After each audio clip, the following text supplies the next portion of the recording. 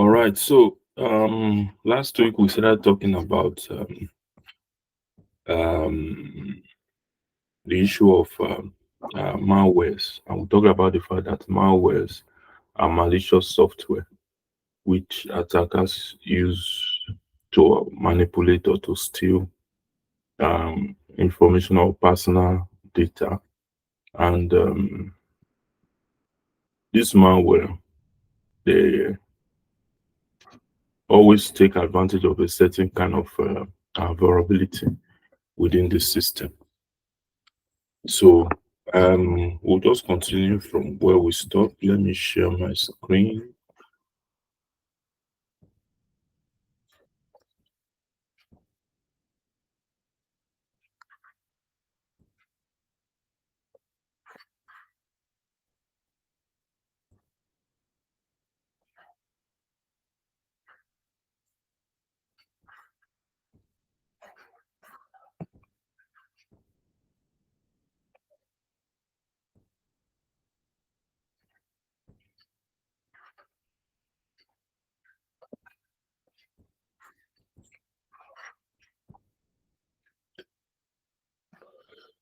Mr. Samuel, please confirm that you can see my screen. I can't see. I can't see your screen. You can't see the courseware. No, I can't. I'm scrolling through components of malware. Can you see that? I can't. I can't see it. Uh, that is funny. Okay.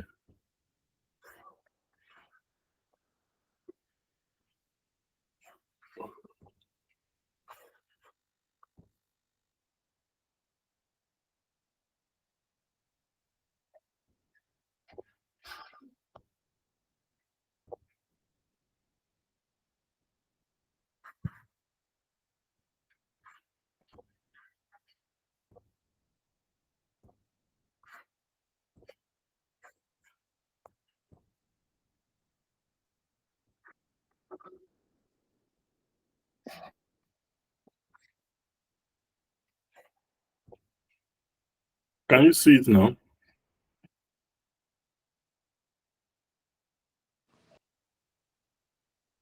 Please confirm if you can see my screen now.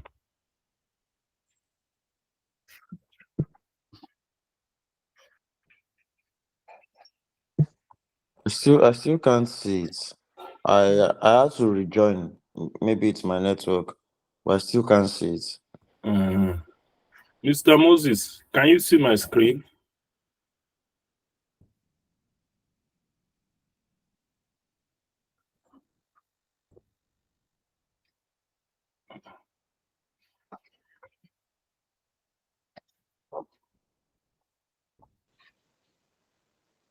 No, sir.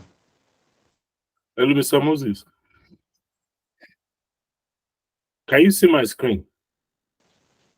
No.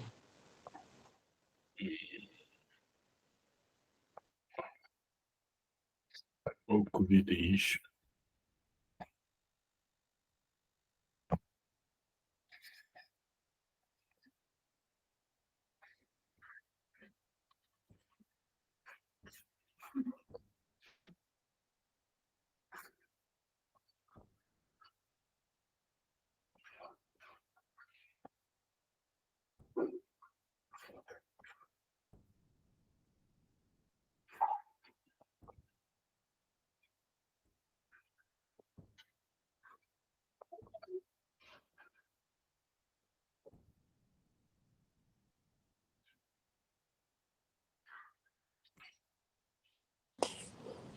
Okay, I can see it now.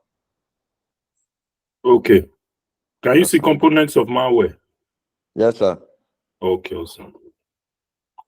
All right, so we started talking about malware. Now, let me just recap. Okay, we talked about ways attackers used to distribute it, either through black hat search engine optimization, and what this means is that they try to make their pages, the pages where they have this malware to rank highly, because when you search for anything on Google, so if proper search engine optimization is not done, that particular site may not even appear in the first page. So what they do is to try to do search engine optimization so that when people are searching anything about malware, maybe anti-malware, their pages will rank high. So people will click on it and they will use that to infect them.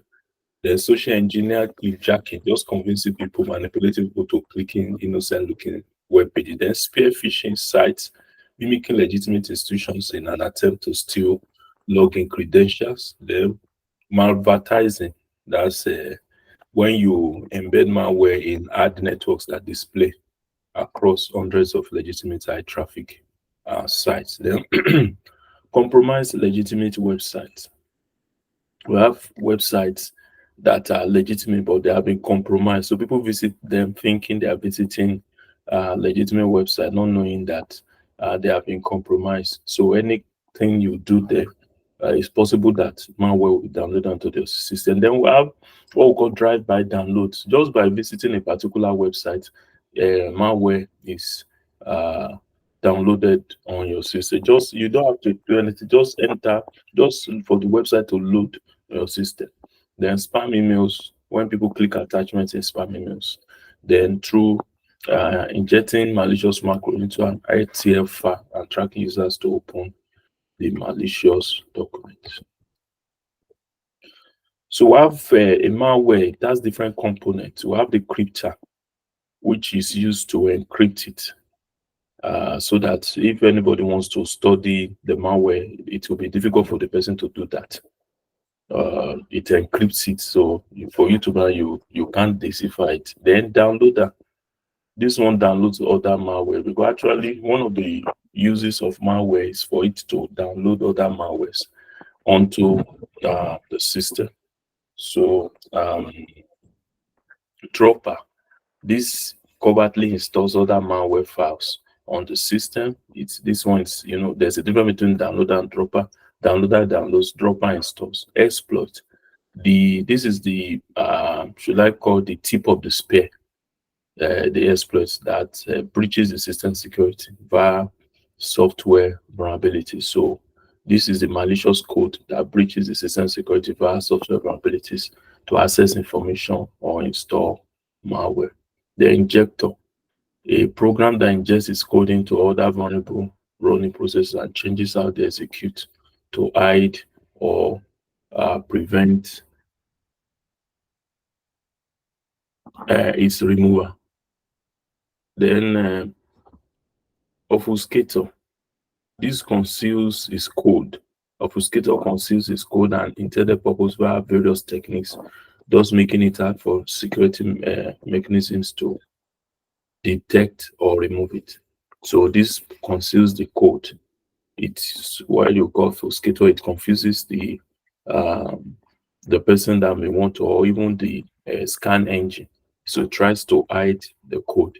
Then packer, it allows all files to bundle together into a single executable file via compression to bypass security software dictation. So it bundles all the files together because so many things are involved. Look at all the components of the malware. So many things are involved. So this packs it all together. The payload, the piece of software that allows control by a computer system after it has been exploited. This is actually what allows the attacker to be able to control the system that has been exploited by the malware. Then a malicious code. This is what really defines the functions or functionality of the malware. So is it for stealing data or creating backdoors? So that's what it's all about. That's the malicious code.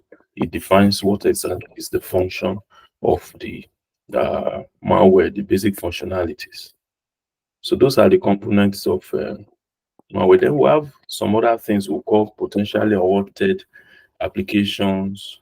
So these ones, they call them grayware or junkware. They are not exactly malware. They are what we call grayware or junkware, like hardware. We have some hardwares They can covertly monitor and alter data or settings in the system. They are similar to other malware. So we have hardware, we have torrent, we have marketing and crypto mining and dialer. So they are what we call potentially unwanted application, so that greyware or junkware. So torrent. So for hardware, it's it supports advertisement and generates unsolicited ads and pop-ups. It tracks the cookies and user browsing patterns for marketing purposes and collects user data, consumes additional bandwidth, and exhausts CPU resources and memory. So it supports advertisements and generates. So this malware, once it's on your system, it will support advertisement and generate unsolicited pop-ups and ads.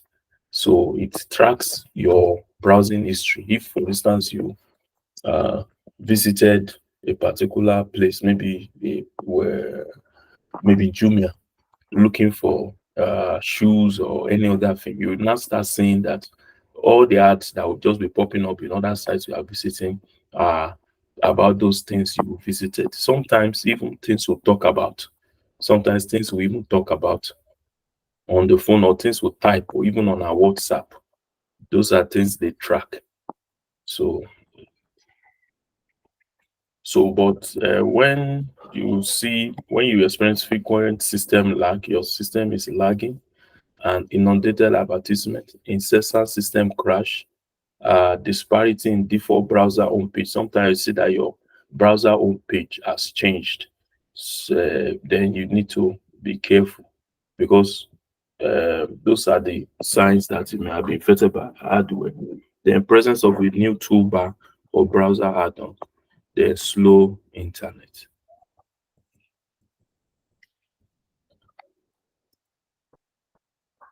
All right, so we want to talk about advanced persistent threats. So this advanced persistent threat is this kind of concepts. The attackers that perpetrate this kind of thing, advanced persistent threat, they are not interested in sabotaging an organization or its network or the systems therein. What they want to do is just to be there quietly. They just want to infiltrate a particular network organization, the IT asset, and be there and just be collecting information little by little. They want to avoid a situation whereby they are noticed. They don't want to be noticed. They just want to obtain sensitive information. So a type of network attack where an attacker gains unauthorized access to a target network and remains undetected for a longer. That's why we call it advanced persistent threat, because it's persistent. They are persistent. They want to keep being there. They want to keep doing what they are doing. They don't want anyone to notice them. So all they are interested in is just to get sensitive information from that particular organization without anyone getting to know. So that's what they are doing. So advanced persistent threats are defined as a type of network attack. Okay, I've talked about that. So what are the information they obtain? Classified documents, user credentials, personal information about employees or customers, network information, transaction information, credit card information, organization's business strategy information, control system access information. So those are the information they obtain. What are the characteristics that of or the things, the features of these advanced persistent threats? Objectives. Um, Obtaining sensitive information or fulfilling political strategic goals. That's the objective. Obtaining sensitive information or fulfilling political or strategic goals. Then timeliness. Time taken by the attacker from accessing the target system for vulnerability to gaining and maintaining the access. The time taken from trying to gather information about the target system, assessing it for vulnerabilities to gaining and maintaining the access. Their resources, the amount of knowledge, tools, and techniques that are required to perform an attack, risk tolerance, level up to which the attack remains undetected in the target's network. Then skills and methods and tools used by the attackers to perform a certain attack. Then actions. Advanced persistent consists of a certain number of technical actions that causes them to differ from other cyber attacks. So attack origination points. Numerous attempts to gain entry into the target. So when we talk about attack origin, that's where is the point of entry? Where is the point of entry? How did they gain access to the that particular network? Then numbers involved in the attack. What are the number of hosts that were involved? Knowledge source. How did they gather information? Was it through online sources about specific trade? Then multi-phase. The attacks, they are multi-phase. They include reconnaissance or information gathering, gaining access, discovery, capture, and data exfiltration. The end point is data exfiltration, wanting to be able to get data out of that system. Then get data out, move data out, then tailor to the vulnerabilities. APTs target specific vulnerabilities present in the victim's network. Then we have multiple point of entries. The adversary creates multiple points of entry through the server to maintain access, evading signature-based detection systems.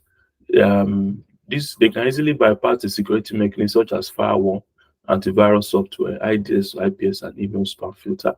Then we have specific warning signs, specific indication of an APT attack, including inexplicable user account activities, presence of backdoors, the unusual file transfers and file uploads, unusual database activity. So those are the things.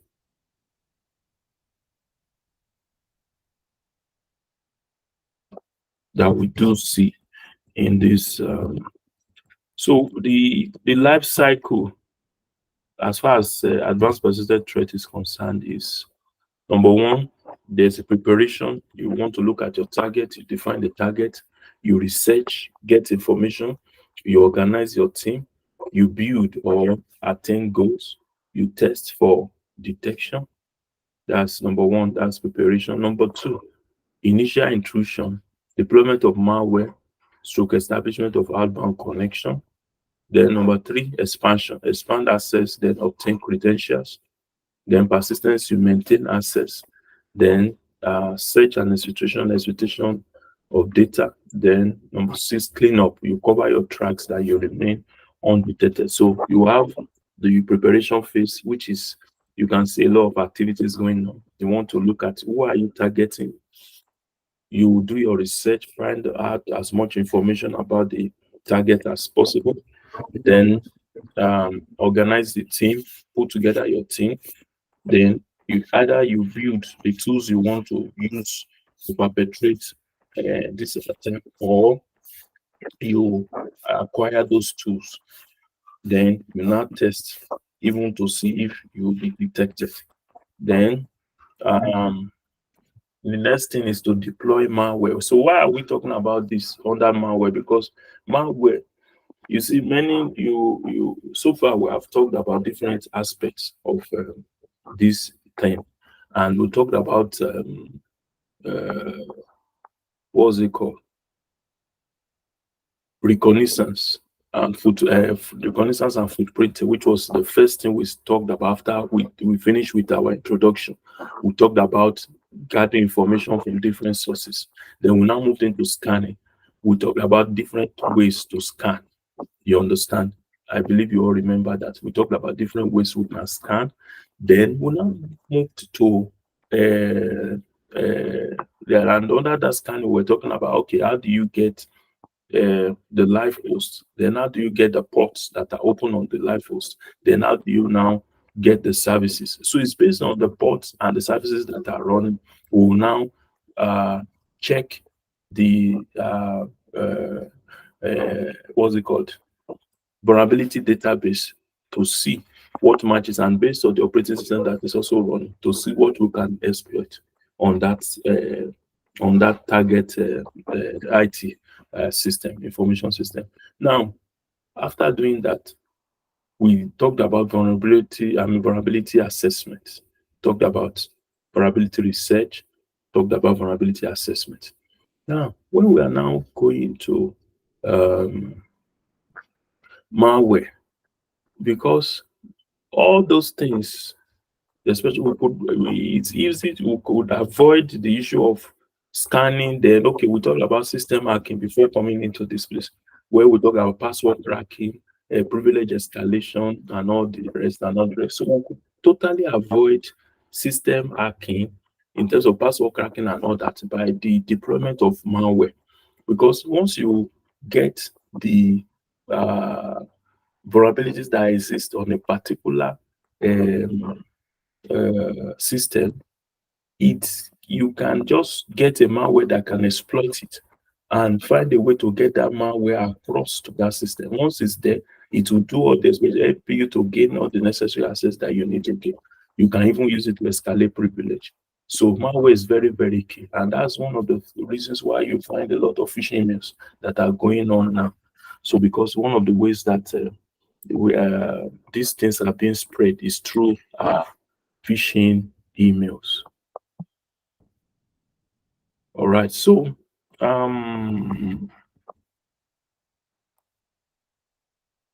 okay, we'll talk about deployment of malware, establishment of outbound connection. So there's a connection back from the target system to the attacker. Then expand access, obtain credentials. You want to expand, peradventure you're able to gain access to a particular system. You want to gain access to other systems. Then you want to obtain credentials, login details. Then you want to maintain your access. Then you want to move the data that you want, and personal information, staff, employee details, and all that, business information, and all that. So that's that. Okay, so we want to talk about Trojans now. We want to talk about Trojans. Basically,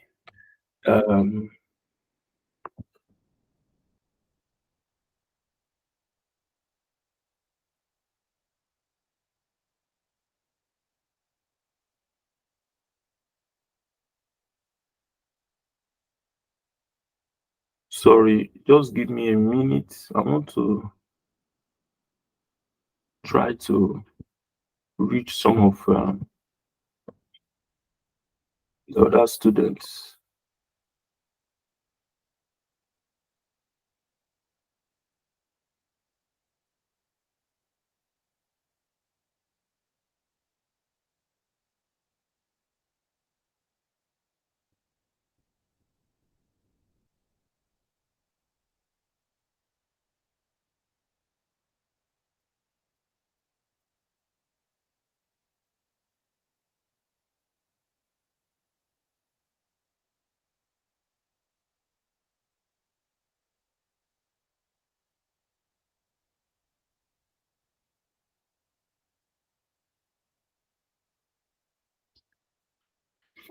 Okay, they will be joining us as the. So, what's the Trojan? I believe you might have seen this movie, Troy. So that the concept of Trojans came actually from that movie. You see that there's a particular country or nation that was trying to conquer the city of Troy, and they couldn't because they had high walls and all that. They couldn't breach the walls. So what they did was that, okay, if we cannot breach the wall, I don't know even who brought the idea that why don't they find another way to infiltrate. And what they did is that they decided to build a wooden house. They built a wooden house, and when they built that wooden house, they they now that house was big enough to contain soldiers. So they now put the wooden house by their gate. They rode it to their gate. Meanwhile, some soldiers were inside the house. So when these people saw this, these people have given us a gift. They now rode in the horse, the Trojan horse. They rode it into uh, the um, the city, and when they rode into the city later at night, the soldiers that were inside the horse opened the door, came out, and they now opened the gates. I think there's fought some people, I don't know, I can't remember. They opened the gates for others to come in, and that is the same with Trojan does. So most times, you see maybe like calculator or chess or any other legitimate app is used to piggyback malware so into a system. So not a victim will feel that okay, he's downloading a legitimate app, not knowing that it's an illegitimate app or it's a malware. So he will see is that for instance, maybe downloading chess, but on that chess is piggybacking a malware. So and that is the concept of Trojans. So seemingly uh, uh, a seemingly good software that is packaged with a malicious software. So this is how it works. So it's a program in which the malicious or harmful code is contained inside an apparently harmless program of data, which can later gain control and cause damage.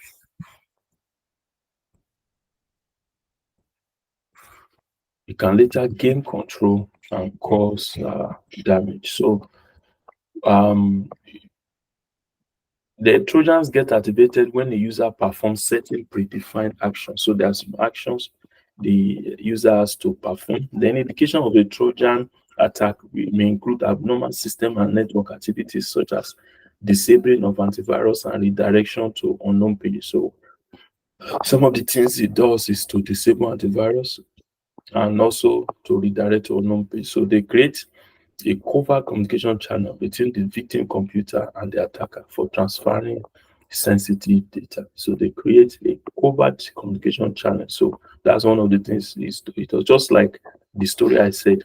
The soldiers that were inside the wooden horse now went to open the gate. They couldn't reach this place. So it's just the similar way that attackers they try they can't reach a particular system. So what they do is to try to target it with a Trojan.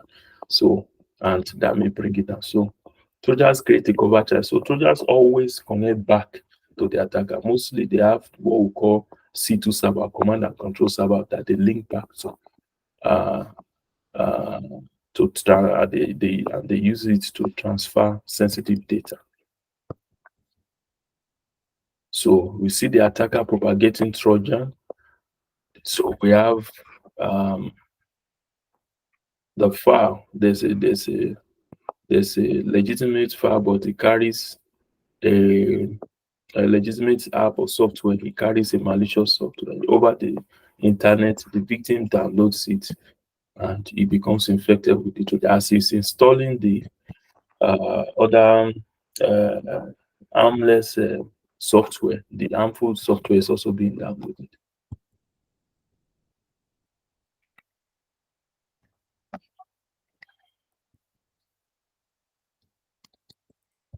So Trojan is wrapped within or attached to a legitimate program, meaning that the program may have functionality that is not apparent to the user. Furthermore, attackers use victims as unwitting intermediaries to attack others.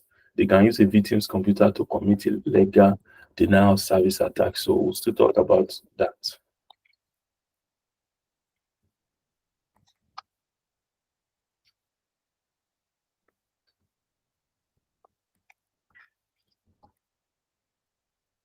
So we have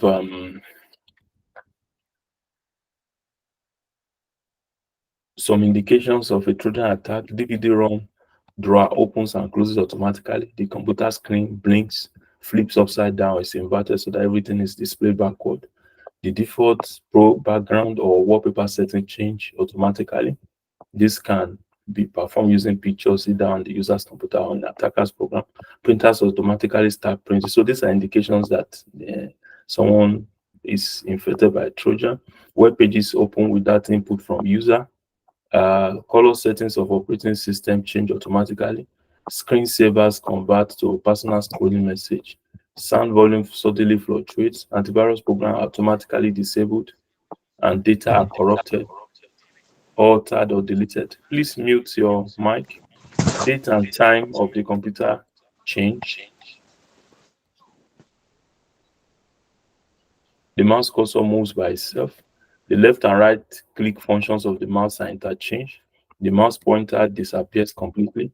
Mouse pointer automatically clicks on icons and is uncontrollable.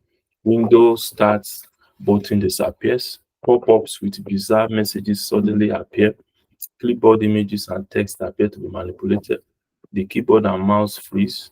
Contacts receive emails from users' email address that user did not send. Strange warning or question boxes appear. Then often these are personal messages directed at the user asking questions that require him to answer by clicking yes or no. The system turns off and restarts in unusual ways. Taskbar disappears automatically. Task manager is disabled. The attacker or Trojan may disable the task manager function so that victim cannot view the task list or end the task on a given program. So we have a victim that is infected with a Trojan. The attacker can make demand, send me credit card details, and it will respond. So Trojans, one of the features of Trojan is that it always connects back to the attacker. Connects back to the attacker. So hackers use Trojans to delete or replace critical operating system files. They use it to generate fake traffic to create denial of service attacks. They use it to record screenshots, audio and video of victims' PC. They use victims' PC for spamming and blasting email messages. They use it to download spyware, hardware, and malicious files. They use it to disable firewalls and antivirus. They use it to create backdoors to gain remote access. They use it to infect victims' PC as a proxy server for relaying attacks. They use the victim's PC as a botnet to perform. So what we call botnet, we'll still talk about that. So because I don't want to dwell, but we'll still talk about it. There's a particular module that's dedicated to denial of service. So just have it in mind. We'll still talk more about that later. So steal personal information such as passwords, security codes, and credit card information. So we have some common ports that are usually used by Trojans. Almost so many ports. Different Trojans have different ports that they use.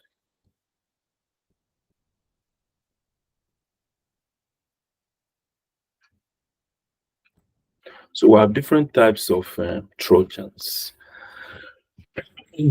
So we have the remote access Trojan. So these ones allow the attackers to have remote access.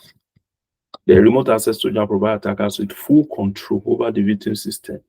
So they can allow attackers to remotely access files, private conversations, accounting data, etc.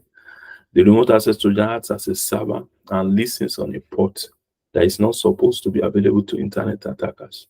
So if the user is behind the firewall on the network, it is less likely that a remote attacker will connect to the Trojan. So attackers in the same network located behind the firewall can easily access the Trojan. So if we have what we call a firewall. So a firewall is like a gate to a building. So it decides who comes in and who goes in. Well, should I say a gate or a gate man? So it determines who goes in and who comes out. So for instance, Jason is an attacker who intends to exploit Rebecca's computer to steal her data. So he infects Rebecca's computer with server.exe and plants a reverse connecting Trojan. The Trojan connects through port 80 to the attacker, establishing a reverse connection. Now Jason has complete control over Rebecca's machine. So that's how it works. So they also use it to gain administrative access to escalate privilege.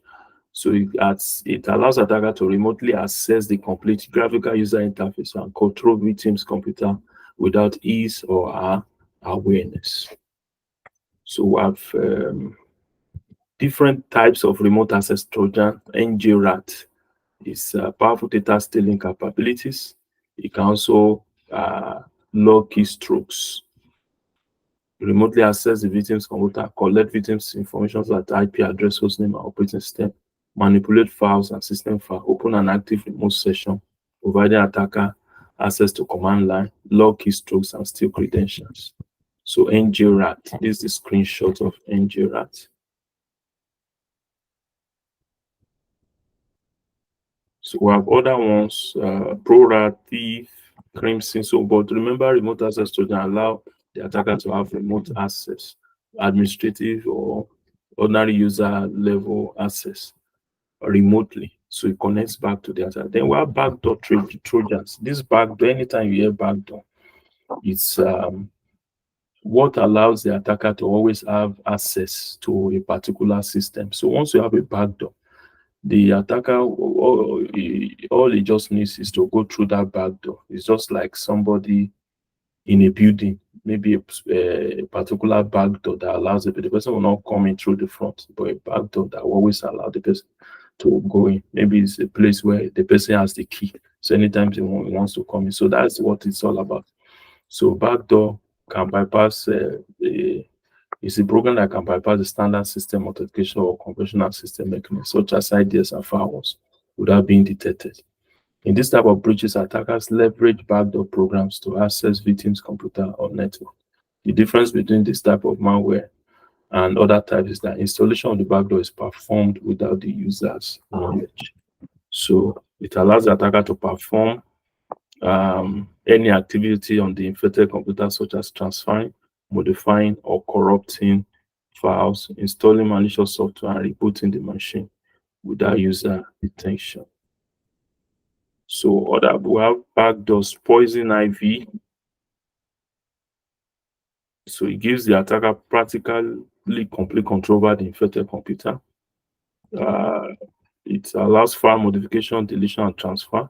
Window registry can be viewed and edited. Currently running processes can be viewed and suspended or killed. Current network connections can be viewed and shut down. Services can be viewed and controlled. Installed devices can be viewed and some devices can be disabled. List of installed applications can be viewed. Entries can be deleted or programs can be uninstalled. So this is a screenshot of poison ivy. Then botnet Trojans. So I think I can't avoid talking about this anymore. So now these botnet Trojans, this botnet is a contraction of two words: robot network. So we out of robot we put bot, we choose bot. Then out of network we choose net. So botnet. So what they allow attackers do is that they allow attackers to use, if your system is infected with a botnet, it will allow an attacker to use your system to attack other systems or other targets. So most information security attacks today involve botnets. The attackers use botnet trojans to infect large number of computers throughout a large geographical area to create a network of bots that can achieve control via a command and control center. They trick regular computer users into downloading Trojan-infected files to their system through phishing, SEO hacking, URL redirection. Once the user downloads and executes this botnet Trojan in the system, it connects back to the attacker using internet relay channels, IRC, and waits for other instructions. Some botnets also have worm features and automatically spread. So we'll still talk about worms later. So that's botnets, they allow attackers to, once they infect that system, so that system that is infected with a botnet is at their beck and call. It's at their beck and call. So you can use it. And mind you, botnets are now being used to infect mobile devices also.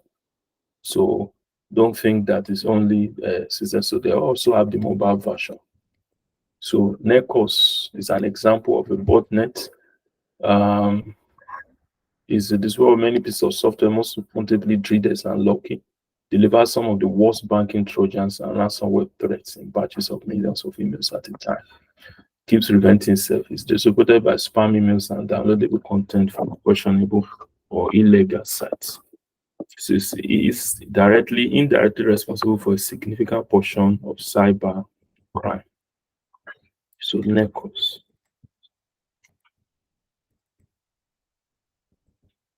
Some other types: Electron, Satori, Tori botnet, CACbot, hide and seek, Ramnet. Then we have another type of what's it called? Trojan called rootkit. So when time you hear root means in Unix or Linux is administrator. So in Windows we say administrator. So what can an administrator do on a Windows system? He can delete, he can install, he can delete, he can do so many things. So um so the rootkit essentially it's what allows the attacker to be able to obtain root or admin level access to the computer by executing the programs in the kit. So rootkits are potent backdoors that specifically attack the root or operating system. So unlike backdoors, rootkits cannot be dictated by observing services, system tasks, or registries. They provide full control of the system of the victim OS to the attacker. So they allow the attacker to have complete control. He has administrative control, user administrative level control over the infected system. Example include equation drug. This attacks Windows platform. This is screenshots. Then we have e-banking trojans. So these e-banking trojans are they are used, of course, from the word. They are used to get the details of how do I put it? They are usually used majorly to attack internet banking platforms on the victim system. So if you have this kind of Trojan, it can manipulate transactions done using internet banking. So it can be used to steal money. So the victim can make a particular transfer, a transaction. So, but the Trojan will allow the attacker to do another transaction at the back end, but the victim may not know. He may not know what has happened. You understand? So, the Trojan can create screenshot of the bank account statement so that the victim thinks there's no variation in his or her bank balance. So it's quite dangerous. Um, what's it called? Trojan. So how is it propagated? You have you remember one of the ways malware is propagated is through advertisement, malicious advertisement. So number one, the attacker uploads malicious advertisement. He has set up a command and control server where he has uploaded the malware, or rather, sorry, there's a malware server where the malware is, but he has set up a command and control server. The legitimate website, the malware is published on a legitimate website, and somebody visits the site, clicks on the legitimate website, and clicks on malicious advertisement. The victim is redirected to the malware server where he downloads the malware without his knowledge. He gets infected. The Trojan reports as a new bot to the command and control server because Trojans always connect back. Then the Trojan, the command and control server will instruct the Trojan to access the victim's bank account. The Trojan will report the victim's activity. It will now instruct the Trojan on what to do to manipulate the victim's bank transaction. Then the user transfers $100, but it's manipulated to $1,000. And the Trojan now reports back, excuse me, about successful or failed transaction.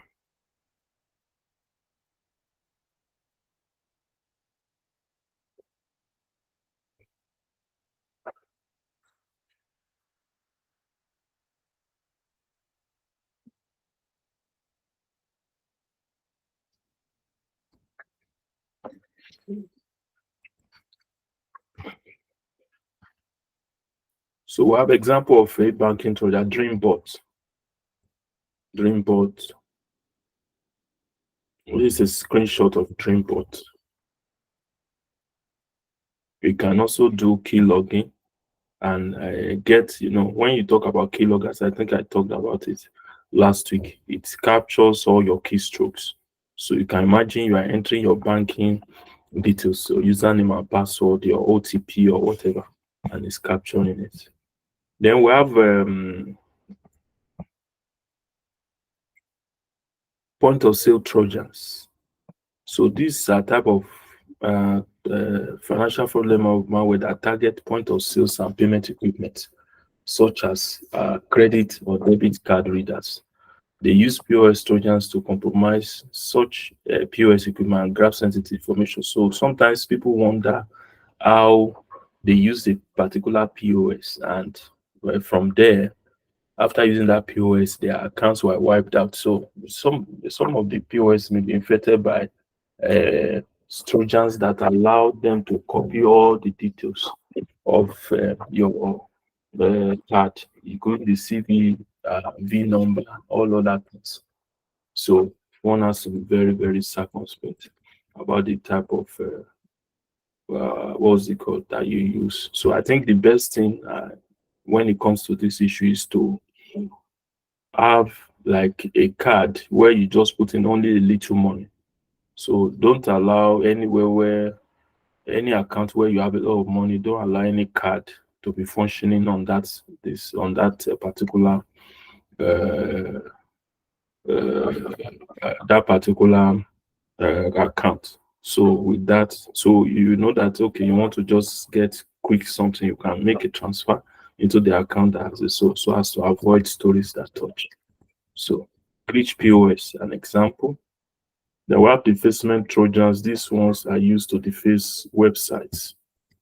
They can destroy or change the entire content of a database. They are more dangerous when attackers target websites, as they can physically change the underlying HTML format, resulting in modification of content.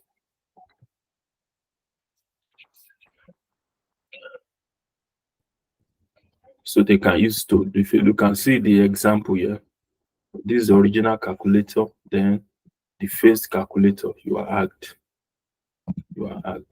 So example, restorator, utility for editing Windows resources in applications and their components. It allows you to change, add, or remove resources such as text, images, icons, sound, videos, versions, dialogues, and menus.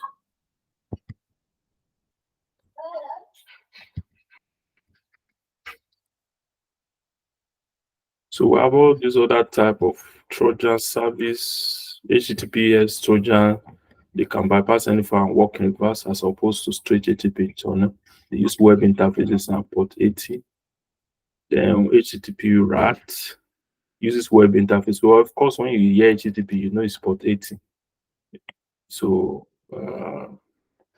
it can be understood simply as HTTP tunnel, so that it works in the reverse direction. So instead of from user to server, it turns the victim's what's it called?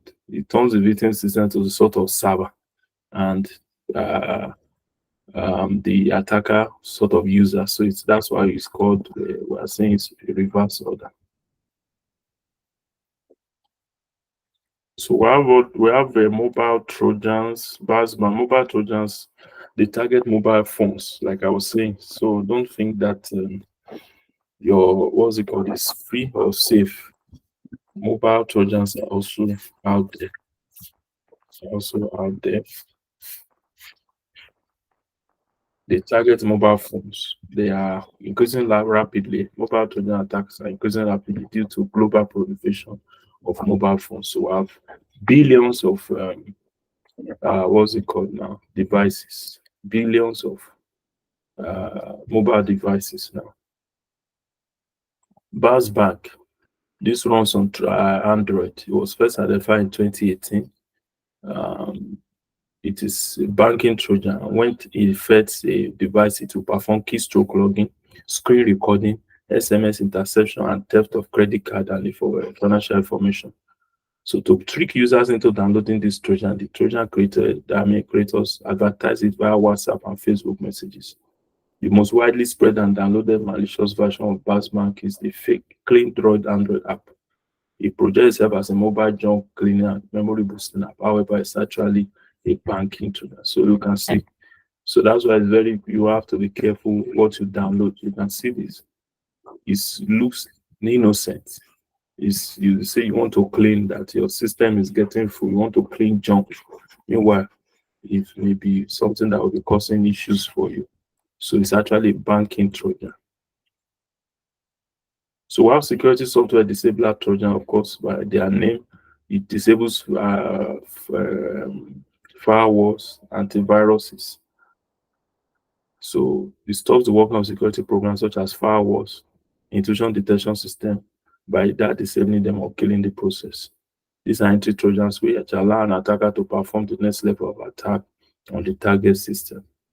So we have SAT-log, ghost hook, Trojan disabler. The sole purpose of a destructive Trojan is to delete files on the target system. So antivirus software may not detect destructive Trojan. So once a destructive Trojan infects a computer system, it randomly deletes files, folders, and registry entries, as well as local and network drives, often resulting in operating system failure. We have commercial Trojans. So let's just move quickly. If you want to infect a system with a Trojan, you have to create a new Trojan package. So there are, what we'll still talk about that, there are Trojan creators. You create a new Trojan packet, that's step one. Step two, you employ a dropper or downloader. Remember, download dropper installs. To install the malicious code on the target system, employ a wrapper to bind the Trojan to a legitimate file. Wrapper will bind it because Trojans, by their concept, is to bind the malicious software to a harmless software. Then you employ a crypter to encrypt the Trojan. You propagate the Trojan by various methods. You deploy the Trojan on the victim system by executing drop out downloader on the target machine. You execute the damage routine. So you can propagate it by various methods, either by dropping USB on maybe in a place where you know people will put it, or I mean, will pick it and try to put it in their system to see if it is working. You can use phishing emails to send it. You can so many ways to propagate Trojans. So you deploy it on the Trojans on the victim's machine by executing the dropout download on the target machine. You execute the damage routine. So it can be either through email, internet, maybe compromising a legitimate website, or through advertisements and all that. Then through USB, like I said, other media, you propagate it. So Trojans are created. You have construction kits, Trojan construction kits. They help attackers to construct Trojan horses of their choice. So the tools in this kit can be dangerous and can backfire. So that's why it's not something we really demonstrate, because they are very, very, very, if not carefully handled, it can cause a lot of issues. It can cause a lot of issues for the person. So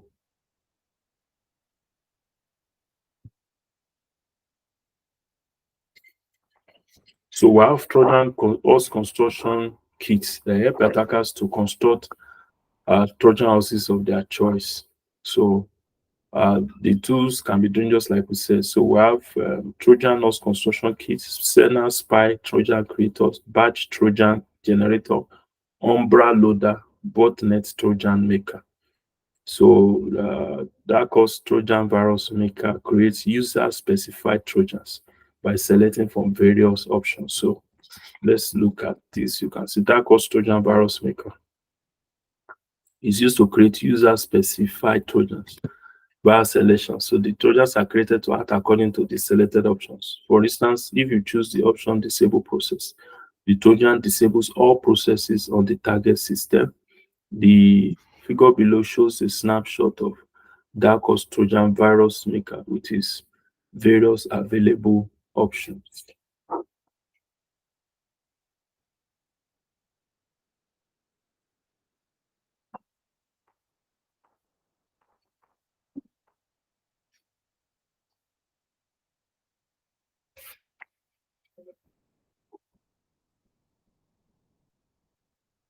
So you can see, what do you want it to do? Webcam streaming, audio streaming, crazy mouse, disable administration. Uh, so those are the things you want it to. What do you want it to achieve? So that's what it will give you, all those things. So droppers and download, like we said, they are used to droppers are used to camouflage malware payloads that can impede the function of the target system. So the dropper consists of one or more types of malware features that make it undetectable by antivirus. So it's executed by simply loading its own code into the memory, and the malware payload is then extracted and written into the file. So the dropper sort of piggybacks the malware, piggybacks it. So once you get the dropper into um, the infected system, it will, of course, install. Then it will now allow the loading of the installation of the malware. So we have Emotex, Redex, Gym, Drop, and Asta that are droppers. So a downloader, it can download and install harmful programs such as malware. So that's just, we have Godzilla downloader, Trojan downloader. So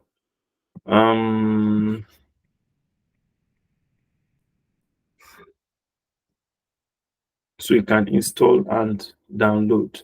So a dropper used to camouflage the malware, while the downloader is used to download and install. So droppers do not carry malware. They don't piggyback malware, like I said. But downloaders don't piggyback malware, but droppers do.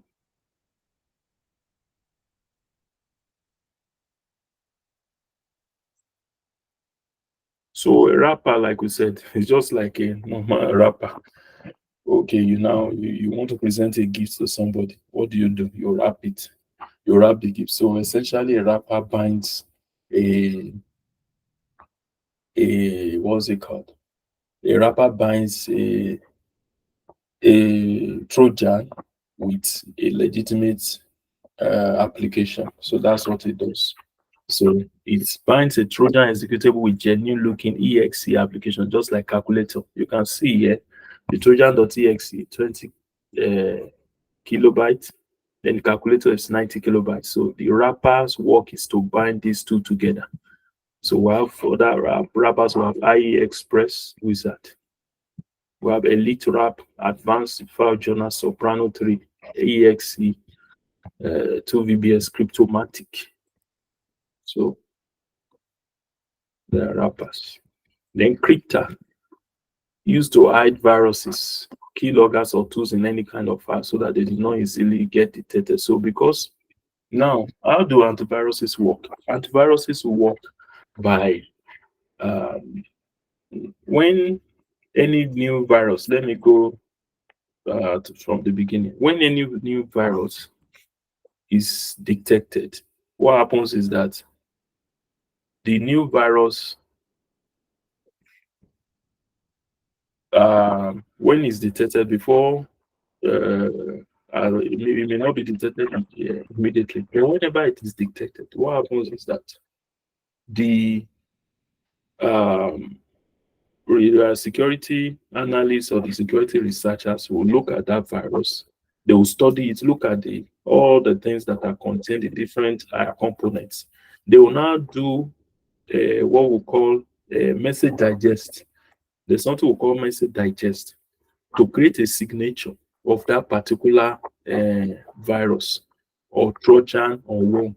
They will create a signature. Now, this message digest, whenever you do a message digest of a particular data, what happens is that if you have, like, for instance, you have this word FEAR. If you do the message digest of FEAR, it runs through what we call hashing algorithm. So if you now add S to that FEARS, the message digest that it will create of FEAR will not be the same as FEARS. In fact, the message digest of FEAR It's full stop. It's not the same as FEAI. So that means that each message digest will be different, and each virus can have its own different signature. So this signature is what when they say, okay, antivirus update, antivirus, we are using these different signatures that have been obtained from different viruses is what we now upload as updates on the antivirus, so that whenever such viruses come into your system, your antivirus that has the signature of those viruses will easily detect them and alert you that a virus is coming in. So now the crypter is employed in order to hide the virus keylogger so that they are not easily detected. So they encrypt it. They encrypt it. So when you encrypt something, of course, it's different. Which crypter can be used to encrypt and compress 32-bit executables and .NET apps without affecting their direct functionality. Crypters: Suez Crypto, Snip 3, Baba Deda, Aegis Crypter 2.0, Eden Side Crypter, Battleship Crypter.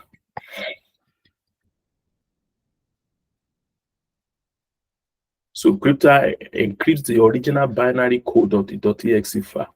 So attackers use it to hide viruses, spyware, keyloggers, and so on and so forth. So bit crypter. So how do you propagate and deploy a Trojan? You can do that through emails. Through emails. So attackers use covert channels to deploy and hide malicious Trojans in an undetectable protocol. So covert channels operate on a tunneling method. Most people have attackers to evade firewalls that are deployed in the target network. So attackers can create covert channels using various tools such as Ghost Tunnel, Electric Fish, and BatchoSense. So we have this way that attackers can deploy it. Number one, attackers sends an email containing a link to a Trojan server. So that's why you are told never to click links in on email. Now you even see that banks, what they do is that they don't send text usually. Now they don't usually send text. Banks, what they do is that what they usually do now is to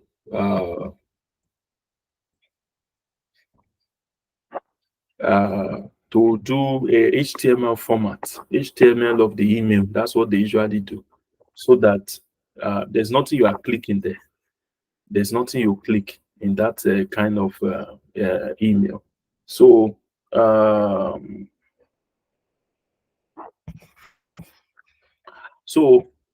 you've written clicks on the link and immediately connect. So these links they can connect to it. But that's why any email that you are not sure of, don't even bother to click on anything on it.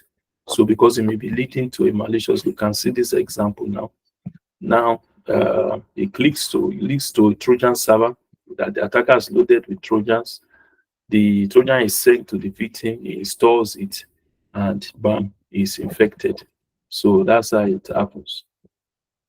They can also deploy Trojans through what we call proxy servers. So remember, we then when Twitter was blocked, is it up to 2 or 3 years now? We were all using proxy servers. So one has to be careful when accessing all these servers, because you never can tell. You never can tell. So attackers compromise several computers using Trojan proxy and start using them as hidden proxy servers.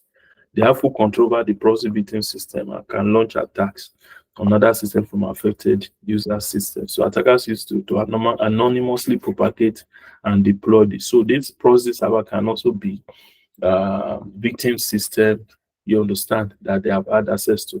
So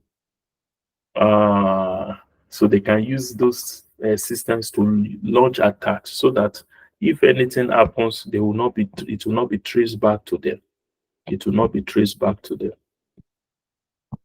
You can also deploy Trojan through USB flash drive. Like I said, you can, exploit people's, what do they call it? Curiosity. People are curious. They want to know. They've seen this thing. What is in it? A flash. You just drop it. Attackers drop USB drives on pathway and wait for random victims to pick them. Once the drive is picked up and inserted into the target system by the innocent victim, Trojan is propagated onto the system and is automatically executed, thus affecting and compromising the system and network.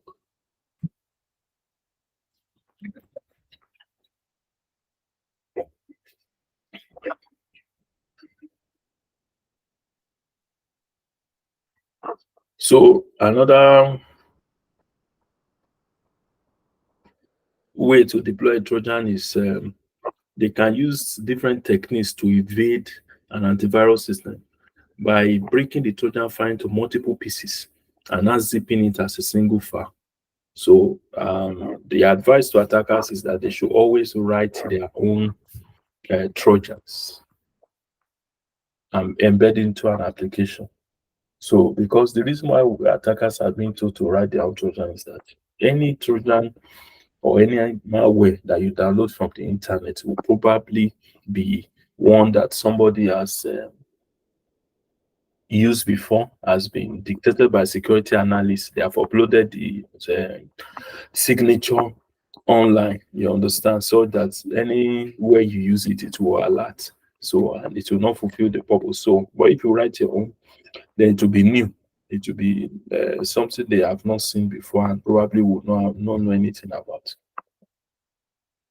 So you can change the syntax of the Trojan, convert an exe to virtual basic script, change .exe extension to doc.exe. So because in Windows, when you see .doc.exe, it will only show the first extension. It will not show the second one. So instead of doc.exe, it will show .doc. Then change the content of the Trojan by using X-Editor and also change the checksum and encrypt the file. Never use Trojan downloaded from the web.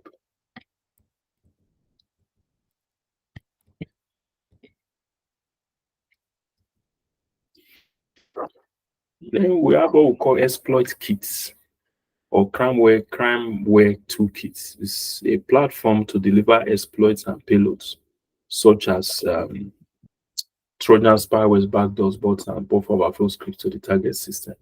So exploit kits come with pre-written exploit codes and can be easily used by attacker.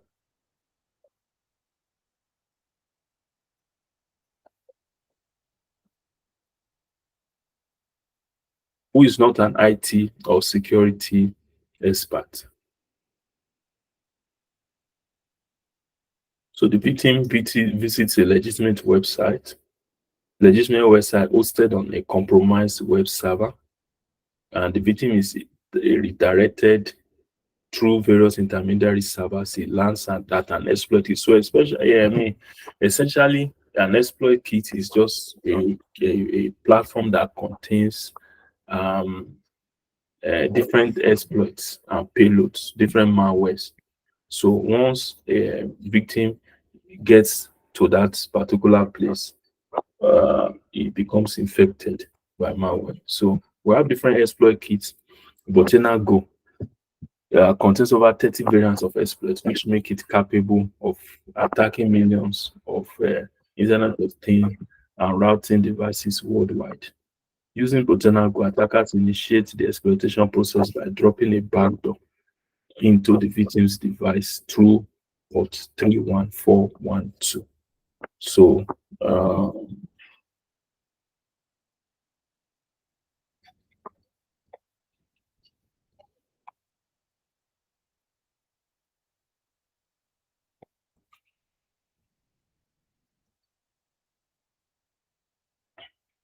so we have basically, like I said before, when Trojans are infect a system, they are trying to also exploit a particular vulnerability.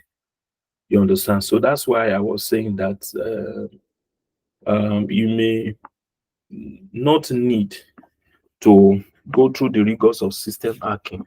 Once you find out the vulnerability of a particular system and you know a particular malware that can exploit it, so your goal will not be how do I propagate or how do I deliver this malware to that target system? So that will be what you will be trying to attain. So some of the vulnerabilities that can be exploited by the above exploit kit that we talked about today include this um, CV 2020 8515, CV 2015 2051. And you can see the affected devices. So most of these devices are routers. Netgear, they are majorly routers.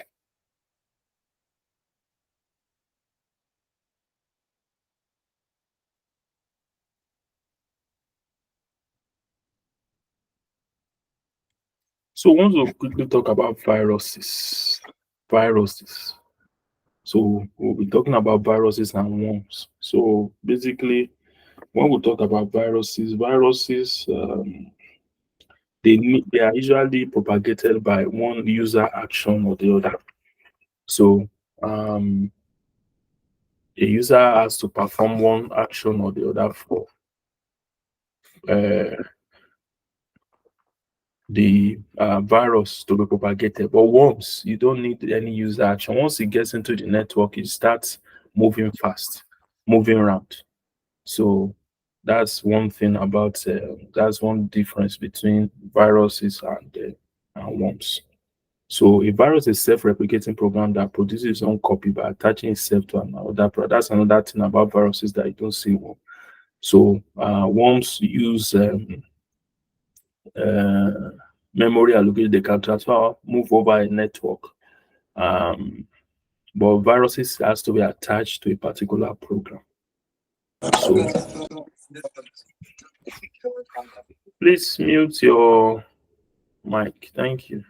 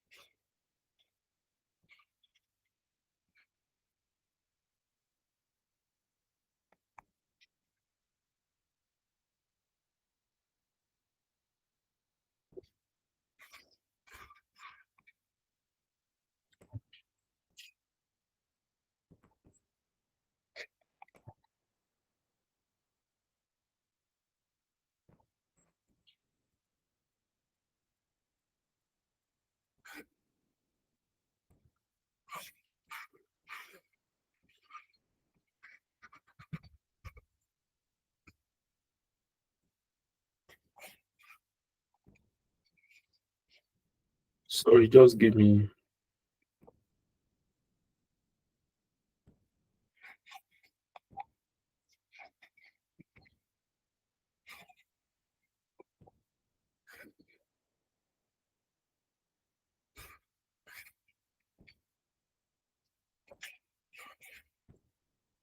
Okay. So viruses are generally transmitted through file downloads, infected disk, stroke, flash drives, and as email attachments. So indications of a virus attack include constant antivirus alerts, suspicious hard drive activity, lack of storage space, unwanted pop-up windows, etc. So those are things you could see when there's a virus attack. Constant antivirus alert, suspicious hard drive activity, lack of storage space, unwanted pop-up windows. So they are usually transmitted through file downloads, infected disk, flash drives, and as email attachments.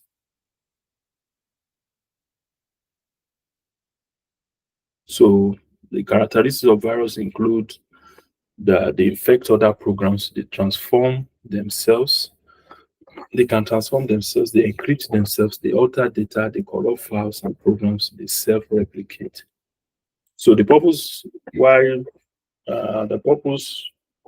for creating viruses include to inflict damage on competitors, to get financial benefits, for vandalism, to play pranks as research, cyber terrorism, to distribute political messages, to damage network of computers, to gain remote access to victims' computer.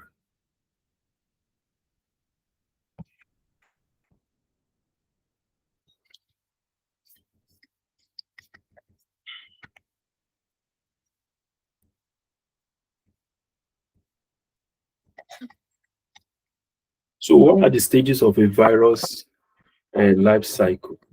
What are the stages of a virus life cycle? The design.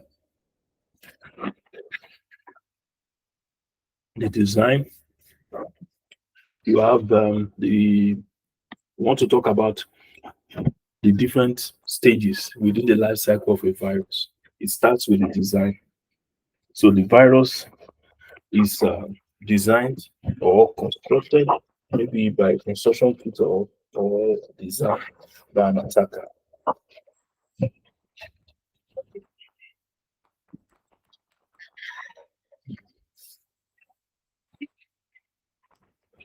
Sorry, I'm trying to adjust this.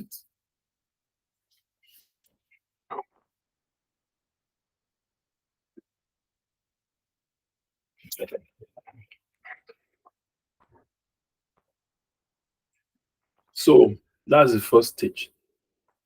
Developing virus code using program languages or construction kit. Then replication.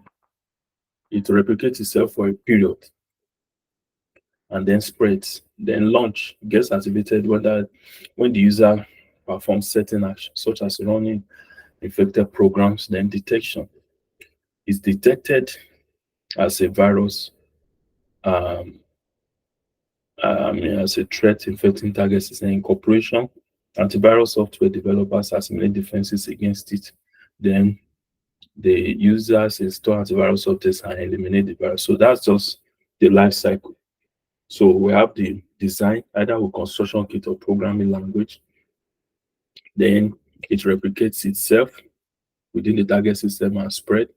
Then, based on maybe a predefined action that has been set when the designer was putting it together, that okay, once the user does this, starts doing what you are meant to do, uh, it gets activated, then it gets detected by security analysts or researchers as a virus. Then they incorporate it. Like I said, they study it, get the component that is the malicious code, create the signature out of it, then they update the antivirus. Once the antivirus gets it, um, it catches it or detects it and moves it away, moves it out of the system. It eliminates it. So we have the working of a virus. We have the infection phase. The virus replicates itself and attaches to .exe file. Then the attack phase. So we have the infection while the attack phase. Then there's a particular trigger event that is supposed to activate our corrupt systems. So some viruses infect each time they are run. Others infect only when a certain predefined condition is met, such as user-specific task, a daytime, or specific event. So based on that,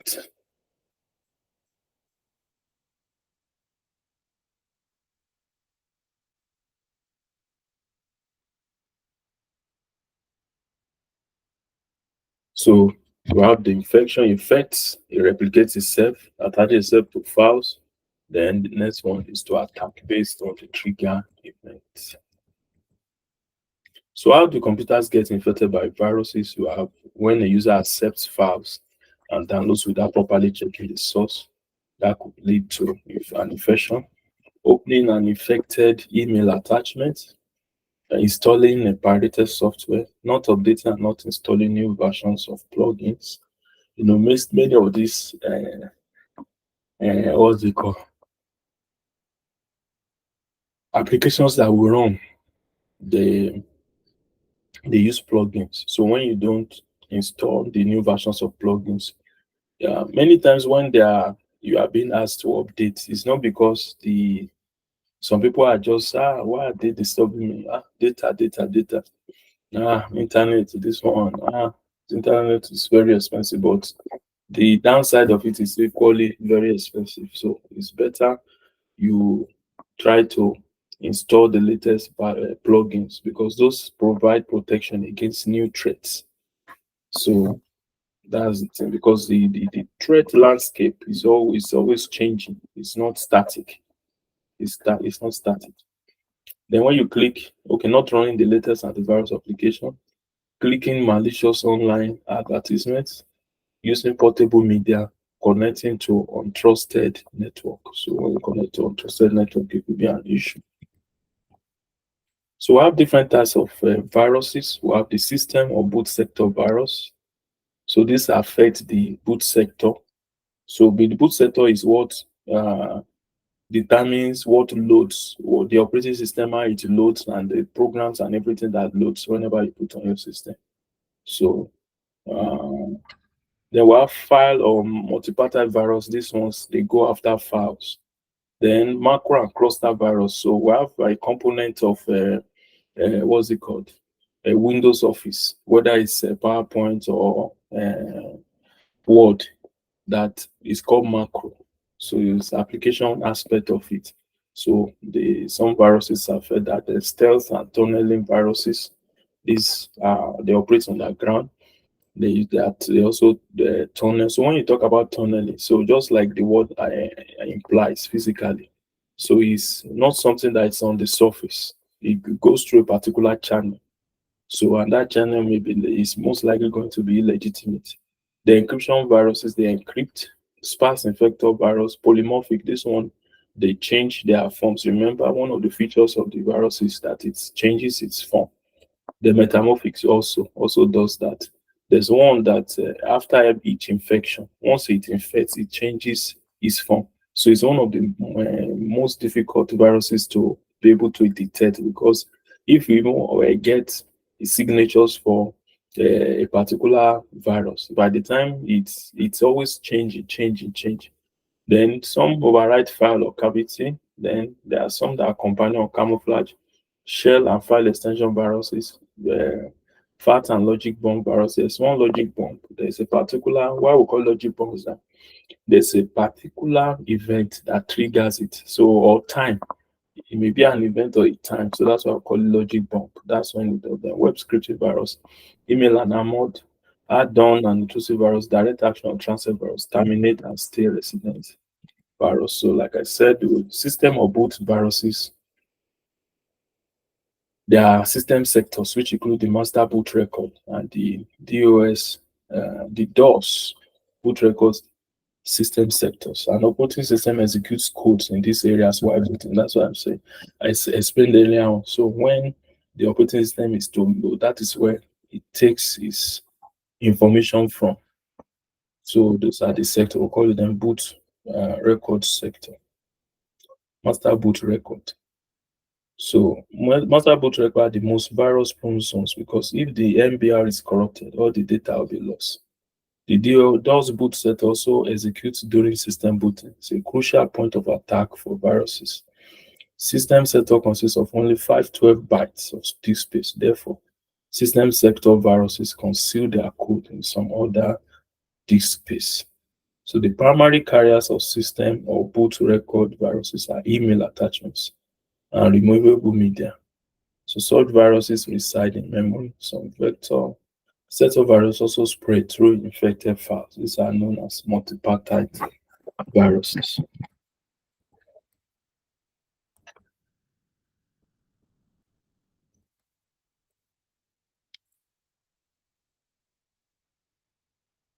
So multipartite viruses, they combine approach of file infectors and boot record infectors and attempt to simultaneously attack both the boot setup and executable or program files. So this remember the first one we talk about the attacks the boot sector.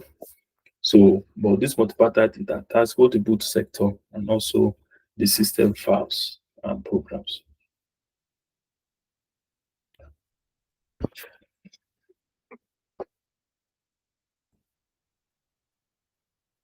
So macro viruses, they infect Microsoft Word or similar applications by automatic performing sequence of action after triggering an application. So I said that before. Then cluster infect files without changing the file or planting additional files. They save the virus code to the hard drive, override the pointer in the directory entry, directing the disk read point to the virus code uh, instead of the actual program.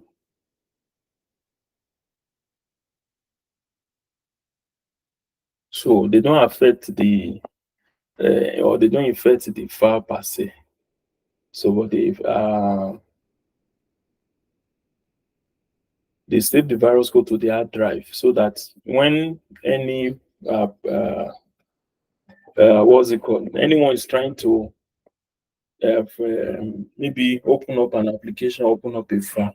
So the directories, the pointer will not go. It will not go straight to the applications or the documents per se. It will because the pointer would have been changed at the end of the or at the directory. So it will point rather to the virus than to the actual programs.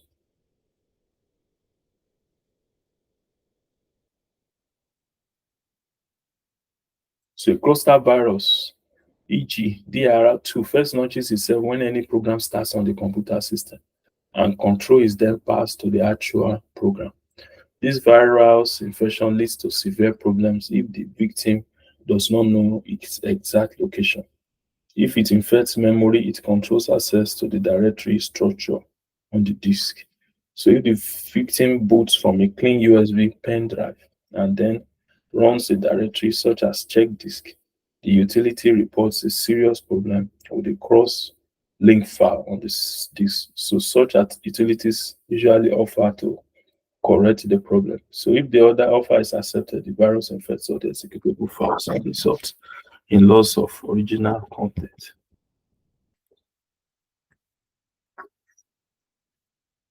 So stealth, they run underground, they try to hide from antivirus by actively altering and corrupting the service code, interrupts while running. So the virus code replaces the request to perform operation with respect to this service call interrupt. The state false information to hide their presence from antivirus programs. E.g., a state virus hides the operation that it modifies and gives false misrepresentation. It takes over portions of the target, of the target system and hides its virus.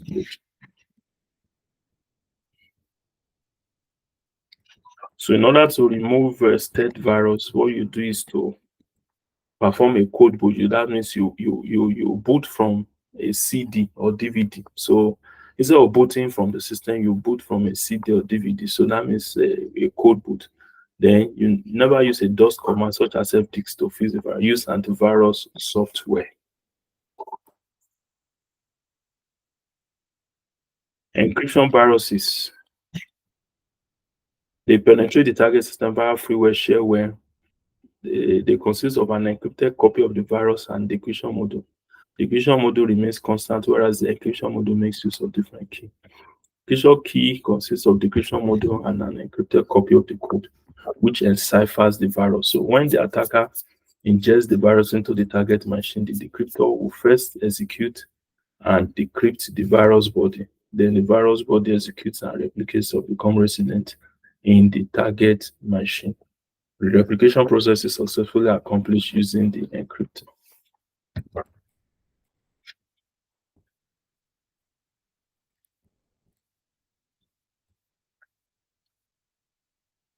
So a companion virus or camouflage stores itself with the same file name as a target program file. So the virus infects the computer upon executing the file and it modifies the hard disk data. So the companion viruses use DOS to run COM files before the execution of exe files.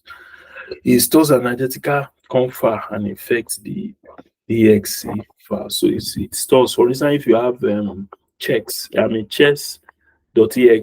So when the system is infected by companion or camouflage viruses, you have another application chess.exe COM file. So when you try to run the chess.exe, this chess.com, which is the virus will now run. Let's leave that and let's move to ransomware. So ransomware, um, this is I think should I say, it's quite recent. It's quite recent. Um, this type of malware, it restricts access. So if this malware infects a system, what happens is that that system will not be accessible because the attacker would have blocked every access.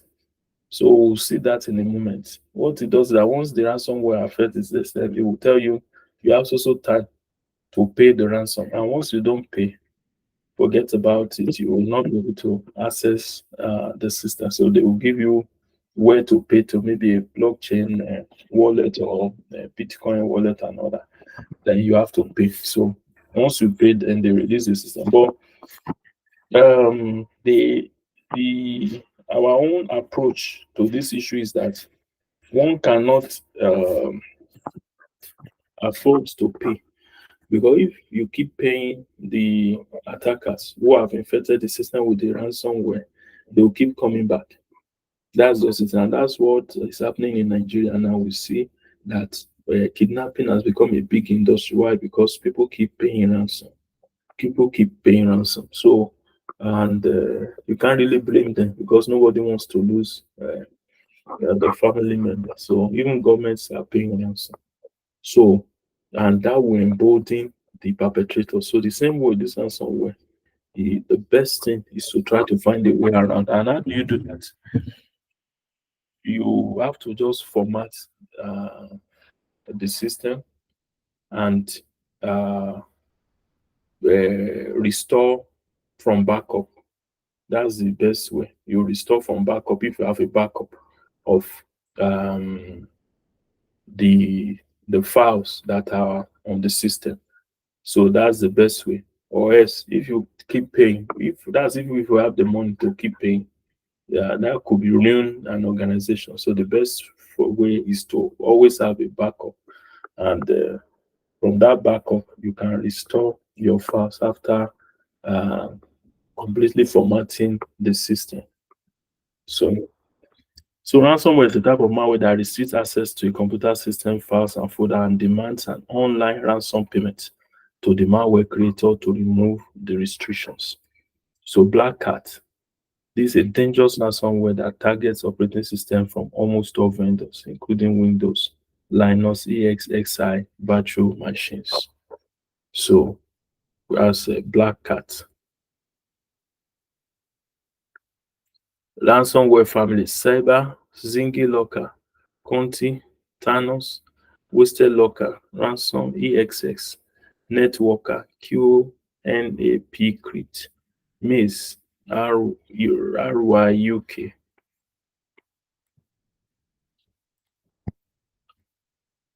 Black Matter, it mainly targets Windows-based devices.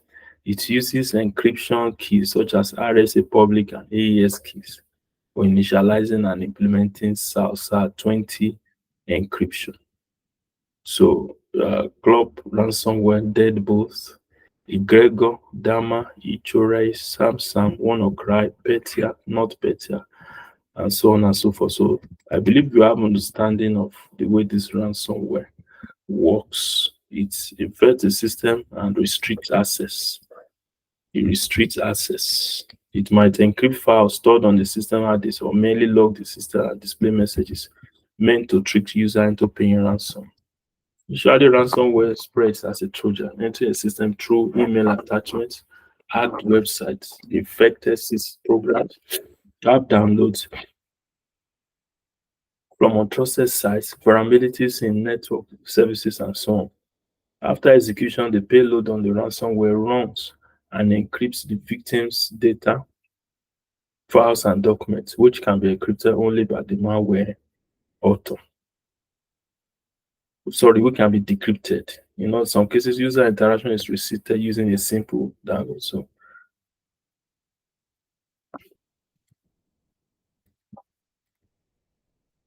So this is a screenshot of ransomware attack. Your network was compromised. The important files on your network was downloaded and encrypted. We use an asymmetric cipher to encrypt your file, meaning the only way to decrypt them is to have a private key. Our custom decrypt app is bundled with your private key. So in order to buy it, you have to follow instruction below. You can imagine the demand being placed. So black matter, a dangerous ransomware written in C, discovered in 2021, considered an extension of dreadful ransomware such as Darkside and River. It mainly targets Windows devices and also compromise Linux devices using unique payload that can be later used to develop remote access trojan for exploiting Windows devices. So attackers mainly target organizations having high-level turnovers, excluding the companies that were already attacked using DarkSide and Raven. It encrypts everything and you'll not be able to have access. Okay, so how do you infect the system? Remember, we talked about infecting Trojan, we talked about using construction kits, using the dropper, downloader, using a wrapper, then propagating it and all that and all that. So, but yeah, we'll talk about the virus, writing a virus program using virus maker tools. So just the same way we will talk about Trojan, you can either use a construction kit for Trojan, or you write your Trojan, or for virus, you have virus maker tools, or you write a virus program. So writing a virus program, create a batch file game.bat with this text, echo of for in.bat, do copy, game.bat, delete, C window. So you can see the action there is that when it gets there, this is what it should do. It should delete this C drive on that particular target system. That it should delete anything it finds there. So convert the game.bat patch file to game.com using the bat.conf utility. Send the game.com file as an email attachment to a victim. When run, it copies itself to all the .bat files in the current directory and deletes all files in Windows directory. So it's already stated that delete. Then we have a virus maker tools. We have Babbage virus maker, Deadly virus maker, Sonic Bat, Batch virus maker, Terabit virus maker, and Drenic O5 batch virus maker. So Delmi batch virus maker creates viruses that can perform tasks such as deleting files on hard disk drive, disabling the admin privileges, and cleaning the registry and killing tasks. So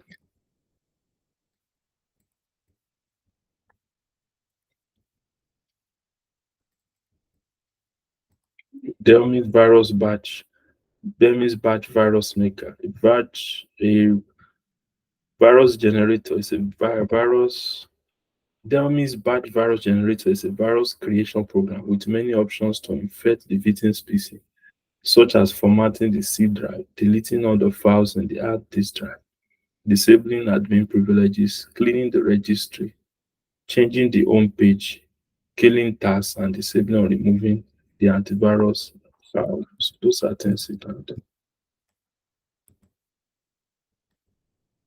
So there are ways for us to propagate viruses through virus hoax. This is fake news. Fake news. ORCs are false alarms claiming reports about a non-existent virus that may contain virus attachments. So warning messages propagating that a certain email message should not be viewed, and doing so will damage one's system. So some of the famous virus or hoaxes are Apple Care, Banco Earthquake, Chrome Critical Error, and Compromising Videos. So this is a screenshot of the Chrome Critical Error.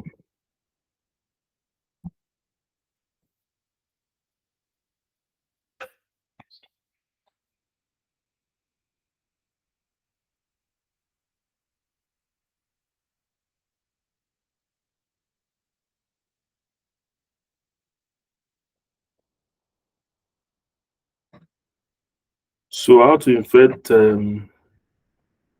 system using a virus? You can use fake antivirus. So through fake antivirus, just like I talked about the Trojan the other time, that clean droid that we talked about just some minutes ago.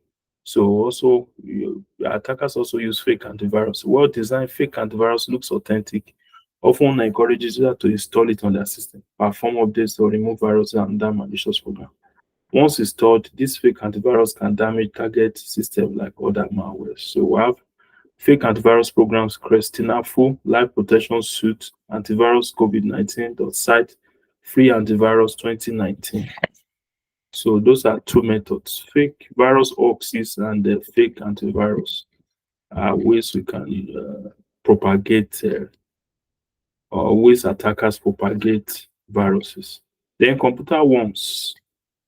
They are malicious programs that independently replicate, execute, and spread across the network connections, thus consuming available computing resources without human interaction. Remember, the life cycle of a virus: it is created, it's now replicates before being infected, being detected, and it now becomes assimilated, then it is eliminated. So, but a computer worm, it doesn't need human interaction um, before it moves around. It consumes available computing resources. It's a malicious program. It dependently replicates, executes, and spread. The attackers use one payload to install backdoors on infected computers, which turn them to zombies and creatable. Remember, we talk about backdoors. Ways attackers can always maintain access, have access to the target device anytime they want. So, they use it to install backdoors, which turn them to zombies and create a botnet. This botnet can be used to perform further cyber attacks. So we have different types. We have examples of worms: Monero, Bondat, B Pi. What's the difference between a virus and a worm? A worm replicates on its own. It can replicate itself and use memory, but cannot. It doesn't attach it. That's one thing you must remember. The worm does not attach itself to memory. I mean, to programs or uh, files. It just uses memory. A worm spreads through the infected network. So if you have a particular network, it will move from one network to the other. It takes advantage of file or information transfer features on computer system, automatically spreads through the infected network, but a virus does not. So for a virus to be spreading, they have to be downloading an infected file. It has to be downloaded or uploaded. You understand? There's a user action always involved, but that's not the case when it comes to worms. So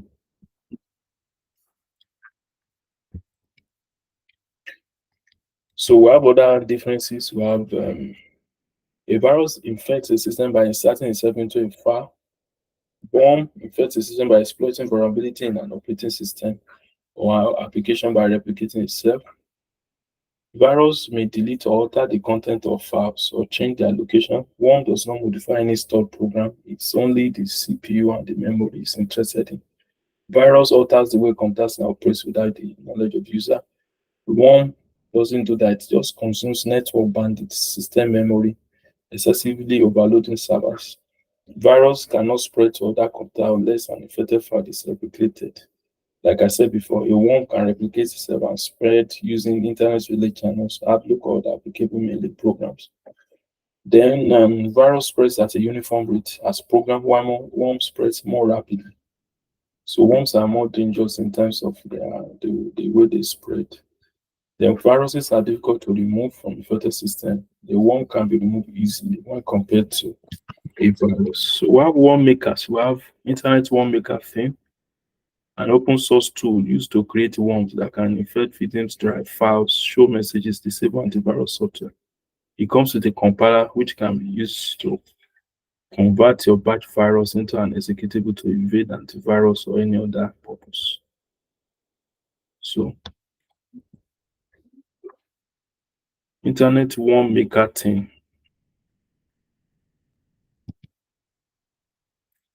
All right, so we have what we call fileless malware concepts. Fileless malware concepts.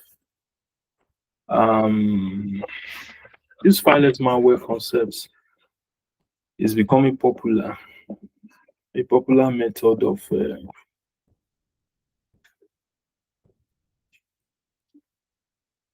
attack by cyber criminals because of the inconspicuous characteristics of soft malware, as well as ability to evade common security controls. You can easily evade various security controls. Organizations need to focus on monitoring, detecting, and preventing malicious activities instead of using traditional activities approaches such as scanning for malware through file signatures. So that's becoming outdated now. So we want to talk about fileless malware. So these are also known as non-malware. They infect legitimate software, applications, and other protocols existing in the system to perform various malicious activities. So it leverages any existing vulnerabilities to infect the system. It resides in the system's RAM, injects malicious code into the running processes such as Microsoft Word, Flash, Adobe Reader, JavaScript, and PowerShell. So why do attackers use fileless malware? They are stealthy in nature. They exploit legitimate system tools. They exploit difficult system tools. They use tools that are frequently used and trusted. So stealthy in nature, living off the land, they are trustworthy. So how do attackers propagate fileless malware? Phishing emails, legitimate applications, native applications, infection through lateral movement. When we talk about lateral movement, for instance, you are in the same network, a device is infected by the attacker, so he now moves from that system to another system within the same network. So that's lateral movement, malicious websites, registry manipulation, memory code injection, script-based injection.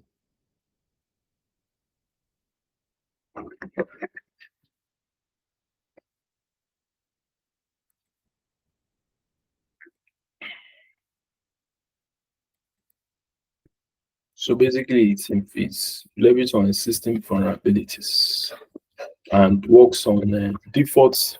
It doesn't create anything on its own so that it will not be, it will not raise any suspicion. It lives off the land, looks at the tools that are frequently used.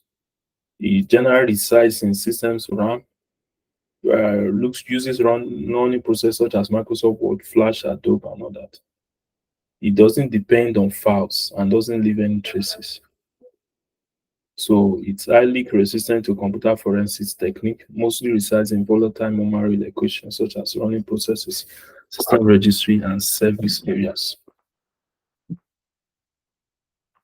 Okay, so they use it to steal critical data from the system, install other types of malware, or inject malicious scripts that automatically execute with every system restart to continue the attack.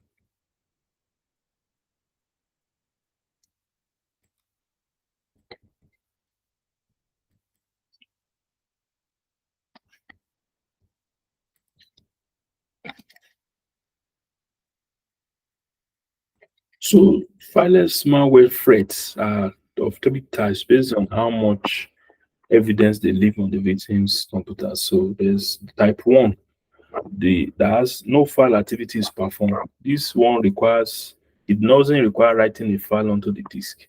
Example of such infection is receiving malicious packets that exploit a vulnerability in a target tools that automatically installs a backdoor in the kernel memory.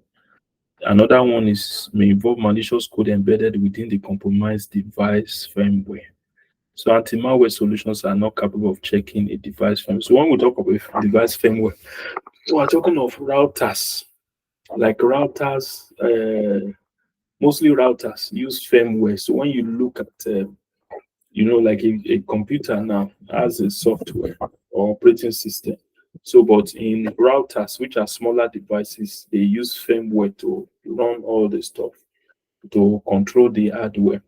So, there's no anti-malware solution that can check device firmware. So it's extremely difficult to detect and prevent such threats. Then another type of fileless malware is indirect file activity. It achieves fileless presence on the target computer using files. For example, you can inject a malicious PowerShell command onto the uh, Windows Management Instrumentation repository to configure a filter that executes periodically. Then number three, it requires files to operate. That's the third type. This type requires files to operate, but does not execute attacks from those files. It can exploit a document with an embedded macro, Java, Flash file, or exe to inject malicious payload into the target host and then maintain persistence without using any files. So based on their point of entry, we have the classification of fileless malware threats. So in the next 10 minutes, we will be through because we started a little bit behind schedule. So exploits can either be file-based or network-based. So file-based malware exploits the system executables, Flash, Java, documents, to run a shellcode that injects a malicious payload into the memory. This type of malware uses files to make an initial entry into the target machine. So network-based malware exploits vulnerabilities in network application protocols such as server message block to deliver malicious payloads. Then hardware. So these are point of entry. The point of entry can be through exploits. They can either be file-based or not. So the hardware, device-based malware infects the firmware residing on network cards and hard disks to deliver the malicious. So every simple, even like network interface card, hard disk, they have their own firmware that is running there. So CPU-based malware exploits firmware used for management operations to execute malicious code within the CPU.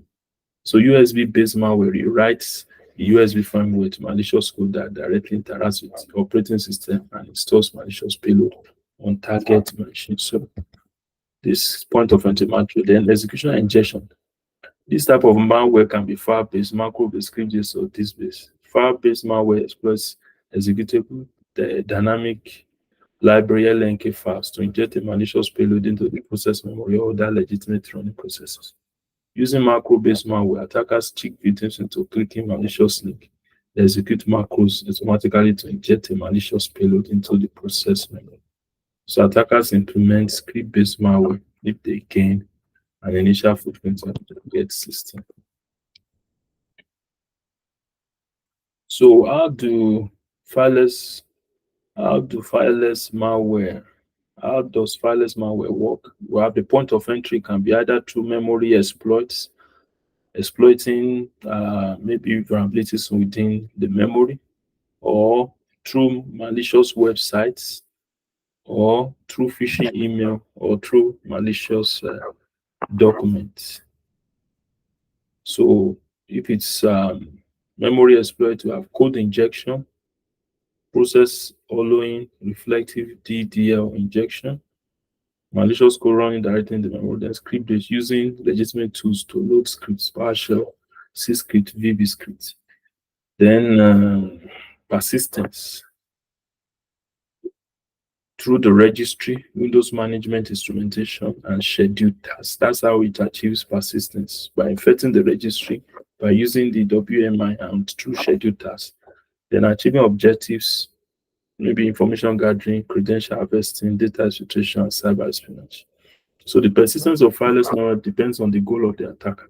Without persistence, the malicious code could be erased from memory or system.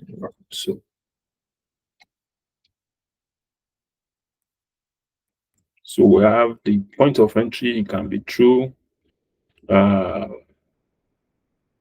they use a variety of techniques to inject and execute itself in the memory, process memory of a legitimate system process, exploits the memory and privileges of whitelisted system tools such as Windows management instrumentation, PowerShell command, PSSX, and so on. So it can also come through malicious websites, exploit hosting website, and phishing email.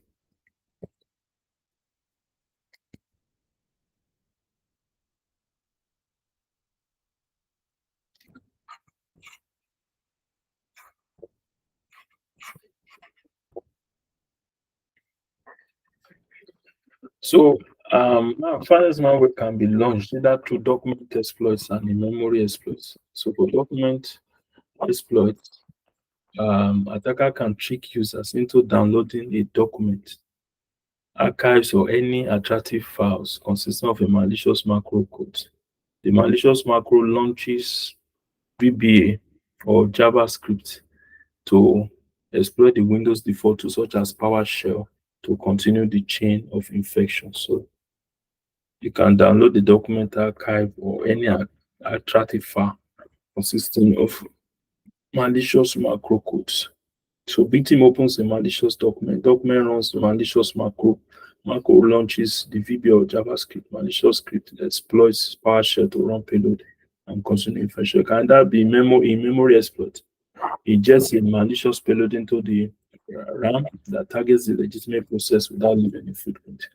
Exploit different Windows APIs such as WMI, PSSX, or PowerShell to gain access over the process memory of a legitimate process. Can also be launched through script-based injection through system admin tools such as SATUT, WMIC, Rage Server, and so on. It can also be launched through phishing. Attackers commonly use social engineering techniques such as phishing to spread fileless malware to the target systems. Fileless malware exploits vulnerabilities in system tools to load and run malicious payloads on the victim's machine to compromise the sensitive information stored in the process memory. So we have the process. The attacker sends a phishing email to the victim embedded with malicious link. Victim opens it, clicks on the link, and is redirected to a fake website. Website scans victim machine for patch Flash. Flash opens PowerShell for passing instruction through command line. PowerShell downloads malicious script from command and control center. The script containing malicious payload is executed. AutoStar registry key is created for storing the malicious script in the victim system. The payload can now exfiltrate data and perform other malicious activities. So attacker always want to be in it. They don't want to be kicked out. If they have been able to hack a system, they don't want to be kicked out. And being able to continue to be where they have been able to gain access or breach is what we call persistence. So fileless technique allows them to be able to maintain persistence. Fileless malware does not use disk files to spread its infection or maintain persistence. Attackers adopt unique methods such as developing load points to restart infected payloads to maintain persistence. Because if sometimes some of these codes that are executed by attackers, once you reboot the system, such codes are removed. So for them to be able to continue to be relevant or to have access, they need those codes to continue to run anytime the system is restarted. So they develop load points to restart infected payloads. So attackers save the malicious payload inside the registry that holds data for configuration, application files, and settings, which is execute itself with every system restart. Example of fileless malware is Lemon Doc, Python-based fileless malware that spreads its infection over Microsoft Exchange servers and enterprise-level Linux machines. It moves other malware from the target system and uses cryptojacking abilities to hide itself and stay intact even after security patches are applied. So very dangerous malware. So it removes other malware and uses cryptojacking abilities to hide itself and stay intact. Other ones include Divergent, Dark Watchman, Bazaar Backdoor, Astaroth Backdoor, Noda, Sock, Paper One.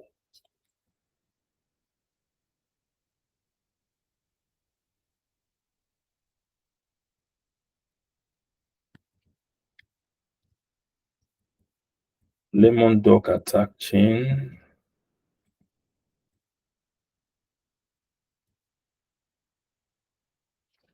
So it uses obfuscation. Remember, obfuscation is to avoid the antivirus detection. Okay, we'll pause here and continue here tomorrow. Let's pause here. Continue here tomorrow. So tomorrow will be 7 p.m. to 9 p.m. Mr. Anthony, are you with me?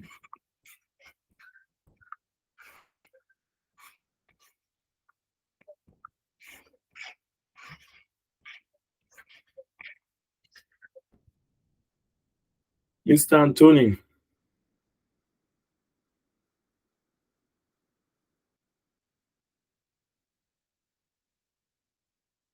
Mr. Anthony.